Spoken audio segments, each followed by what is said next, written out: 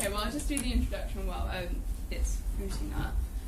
So my name's Hannah. I graduated from BASc in 2017. My major was societies, minor was health and environment. And I did the year abroad, so I did a year in Sri Lanka, and my final year dissertation was on the representation of the House of Lords in the media. And as you can see, I'm now working at the House of Lords, so I've been here about 10 months. I'm working as an EU documents officer in the committee office in the Lords, which is one of the biggest offices. So I'm just going to talk you through the structure of my office, the roles that are available, my day-to-day work, and hopefully give you a few useful tips. This is what a committee room in the House of Lords looks like. You can see there's a distinctive horseshoe shape. So this is where the members of our committee sit. The chairman sits in the middle, and then our witnesses usually sit at this table in the front. So just to give you kind of a brief idea, committees undertake inquiries. For example, I work for the EU committee, so we've obviously had lots of inquiries around Brexit at the moment. So Brexit and the impact on fisheries, Brexit, the withdrawal agreement, all these kinds of inquiries. And during the course of an inquiry, a committee will take evidence from expert witnesses. They can also call the ministers in before them and to take evidence from them as well. Committees are made up of members from all of the different political groups. And the key distinction between the House of Lords and House of Commons committees is that the Lords are based around theme and the Commons are based around department. So we have EU committee, we have the International Relations Committee, we have Economic Affairs, for example, whereas the House of Commons would have the committee that specifically shadows DEFRA or BASc or the Ministry of Justice. So that's just a brief introduction to committee work. So now I just want to talk quickly about the staff that support a committee. Generally speaking, you have a team of 3 staff. So your clerk is the most senior person. They sit to the left-hand side of the chairman at the horseshoe. They run the meeting, provide procedural advice, they have the most interaction with members, and they work really closely with the chairman and often are involved in writing the reports. Policy analyst is primarily a research-based role. You can kind of think of it as a research assistant type thing. So they often write policy briefs, they write letters to the ministers, and they're also involved in report writing. And finally, you have your committee assistant, who essentially makes sure the whole thing runs. So they book rooms, they make sure all the members have their papers on a weekly basis, they update the website, they handle the Twitter, they get financial approval if the committee is going abroad, which we do quite a lot. So those are kind of your 3 key roles. And then within the European Union Committee, each of these subcommittees has that team of 3.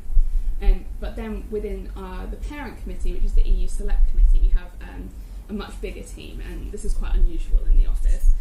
So we actually have 2 clerks, 2 committee assistants, 2 legal advisors, policy analysts, and 2 documents officers, of which I am one. And so that's kind of a reflection. We've been expanding since the referendum, but it's also a reflection of the scrutiny role we undertake, not only when we scrutinise government work, but we scrutinise proposals coming from the European Union as well. And that's mainly what my role entails, so I'm just going to talk you through that really briefly. I'm happy to answer questions on it at the end if anyone wants to go into more detail. So this is the process for European scrutiny. So a proposal is brought forward at a European level, and our government will deposit the document with my committee. And so we'll look at the document, say it's on conserving fishing stocks, for example. Then the legal advisors will look at the document and recommend to the chairman one of 3 courses of action. So either the document will be cleared straight out, cleared but sent for information, or held under scrutiny. If it's held under scrutiny, say it's politically contentious, say they're not really happy with it, then it will be sent to a particular subcommittee under whose remit that falls. So if it's about fish, it's going to be going to energy and environment. So that the committee will then scrutinise that document. So they might write backwards and forwards to the minister, They might call expert witnesses. They could launch a full-scale inquiry, although we don't do that so much anymore. And they will go backwards and forwards until they're happy. And the key bit here is that until they clear it, the government is unable to vote on it at the European level. And that's what we call the scrutiny reserve resolution. So once it's cleared, then the scrutiny reserve, we say to have been lifted. So that's basically what I do, is manage the whole process from a kind of admin side. And so I'm just going to talk briefly about how BASc helped me. How did BASc help? So first of all, my final year dissertation really helped, because my supervisor was a real expert in the House of Lords, but also she's the director of the Constitution Unit, which is a think tank, where I did an internship immediately after I graduated. So there was obviously that connection. The second way I think I was helped by doing BASc was languages, and they're really highly valued by employers. I did Spanish, and I have used my Spanish when I've been in Brussels with meetings for people, and it is, really well thought of, and it really makes a difference. And actually I'm continuing to do language classes at the FCO because my department wants to invest in that. And then finally, the ability to master unfamiliar topics quickly is a skill that absolutely should not be underestimated. In my department, you're constantly having to start an inquiry or get a new scrutiny note through, and you have to get to grips with a topic and become an expert in it. Not quite overnight, but very quickly. And that's something that BASc students tend to be really good at. So that's definitely a skill worth selling. My final tip, which I wish someone had told me when I just graduated and was looking for jobs, is that universities kind of sell you the idea that you will walk straight out of your degree and into a lovely, well-paid graduate job. And some people do, and that's fantastic. But sometimes it's just a bit more messy than that. Sometimes you have to move home for a bit. Sometimes you apply for loads of things and you feel like you're not getting anywhere. And in my case, I applied for one job at the House of Lords, didn't get it, got called 5 months later and said, "Oh, we've got this other job, are you interested in that instead?"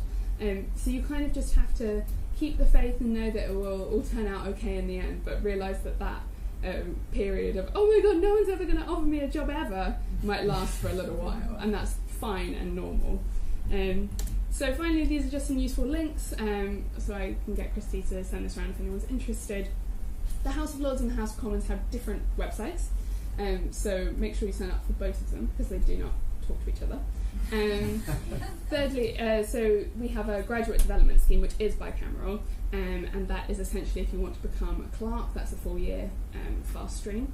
And finally, if you're not so keen on the political impartiality part of the job, then working for an MP is a really good website for finding positions for an MP, but also for political parties in general.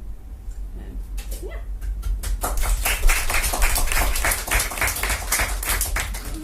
Is Brexit quite good for people like you who want to get jobs in the House of Parliament? There's so much to do with Brexit. We don't have a big recruitment drive related to Brexit, but that definitely is the case in the civil service. So if somebody wins out of all this, right? Maybe manufacturing jobs and some of them will go, but as long as they can become civil servants, they'll be all right. So I don't really know. Civil service is obviously really separate to us, but I have. We have heard recently that it's been in the papers how many thousands of extra civil servants they've been recruiting. Right. So yes, if you're interested in EU law, now might be a good time to start applying. Yes, Neil. So what's the career progression for your job? So it's quite hard to say at the moment because of Brexit uncertainty, and it's quite difficult to know how my committee is going to change or not in the future. But in terms of kind of general career progression in the House of Lords, if you start out at a kind of entry level as a committee assistant, you can definitely move up to be a policy analyst or apply for the grad scheme to become a clerk. But there's also lots of other departments you could work in as well. So Clerk of the Parliament and the House of Lords Library, all of them have quite good kind of jobs at the next level above a committee assistant if you're not interested in making the jump to a policy-based role. Great, thank you. Should we move on?